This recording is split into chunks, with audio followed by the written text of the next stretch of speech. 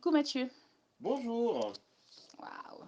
Alors, donc si je te dis, enfin moi, si je te dis Tim Tim, tu me réponds quoi? Bon, c'est, bien sûr, Ah, c'est génial, j'adore ça. bien sûr. Donc, euh, on va pas faire de saison solennelle. On a déjà fait des après-midi culturels, des choses comme ça. Donc, de quoi tu te souviens? De quoi tu te souviens de ces après-midi? Si tu pourrais les définir en trois mots, en un mot ou en trois mots, je t'écoute. Je dirais plutôt trois. Je dirais ludique. Je dirais découverte.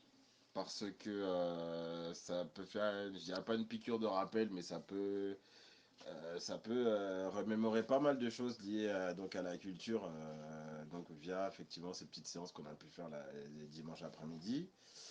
Et un troisième, je dirais Haïti en fait, tout simplement, parce que c'est la découverte du pays et de tout ce que ça englobe, que ce soit les us et coutumes, que ce soit la gastronomie, que ce soit la musique et tout plein d'autres choses, les paysages. Il y a vraiment beaucoup de choses, on a découvert beaucoup de choses. Et moi, le premier, je suis un bon exemple dans le sens où je pense que je me suis un petit peu oublié sur ce côté haïtien pendant de longues années parce que j'ai grandi avec beaucoup de Guadeloupéens et Martiniquais. Mais au final, cette petite piqûre de rappel, ça fait du bien. Et puis, ça donne, euh, ça donne aussi beaucoup d'informations à mes enfants. Et je pense que tout seul, je l'aurais pas fait. Donc c'est pas plus mal. C'est pas plus mal, au moins, comme ça, ils s'imprègnent de la culture haïtienne petit à petit sans que ce soit trop violent, c'est très ludique, ça leur donne envie, donc pourquoi pas, hein. Et puis ils sont très demandeurs, donc à refaire le plus souvent possible et de la manière la plus ludique possible, comme ça a été fait jusqu'à présent.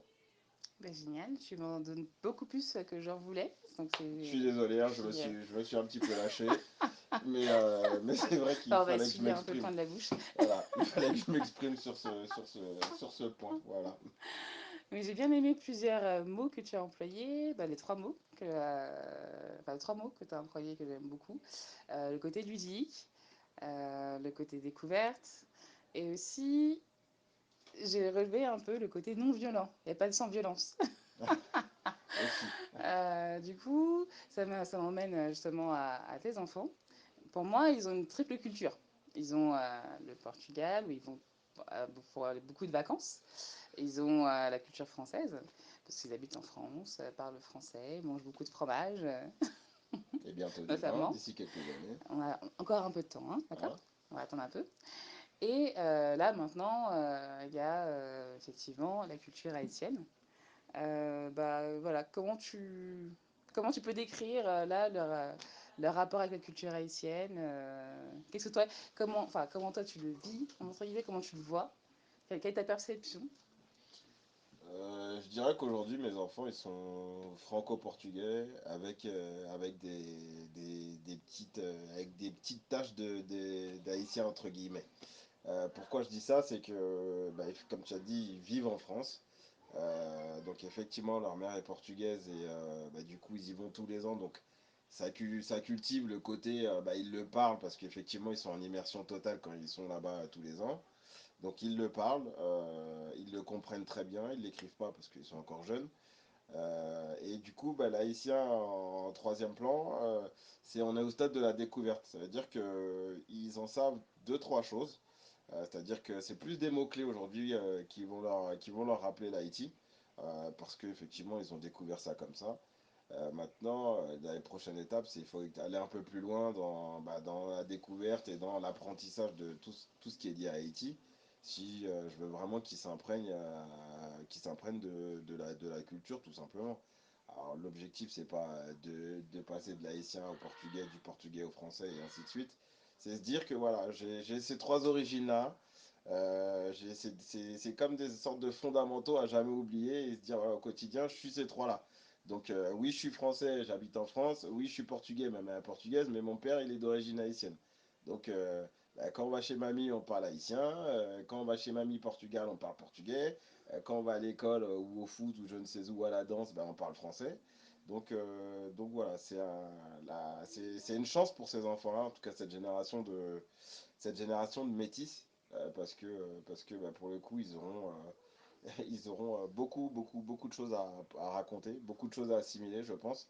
Et ça peut leur faire que du bien. Et oui, pour en revenir à la culture haïtienne, la prochaine étape pour moi, c'est effectivement qu'on accélère un petit peu sur les connaissances liées au pays. Moi aussi, je suis concerné. Et puis après, si on peut commencer, je pense, à faire des plats. En tout cas, moi, c'est le truc qui me revient assez souvent. C'est les souvenirs d'enfance que j'ai.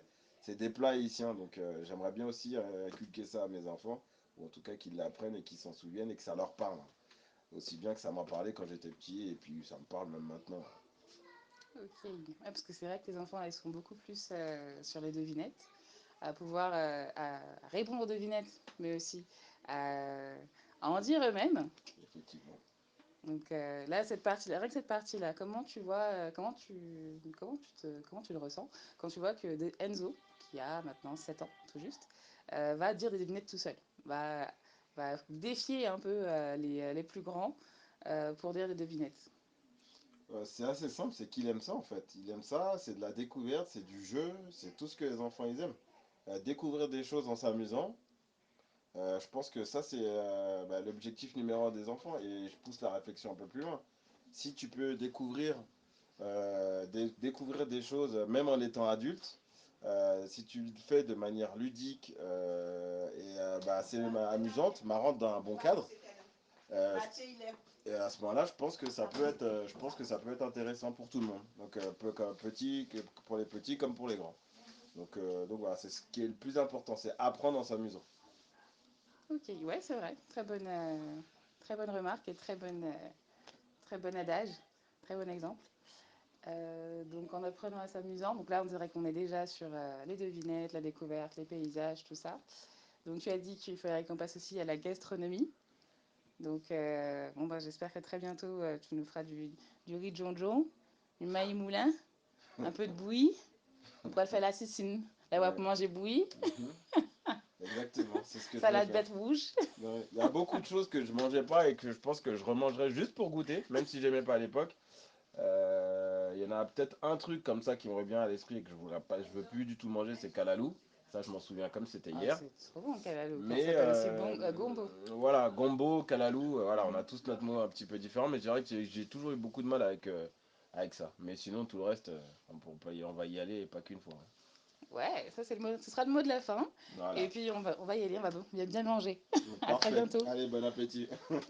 À bientôt. Merci. Je t'en prie.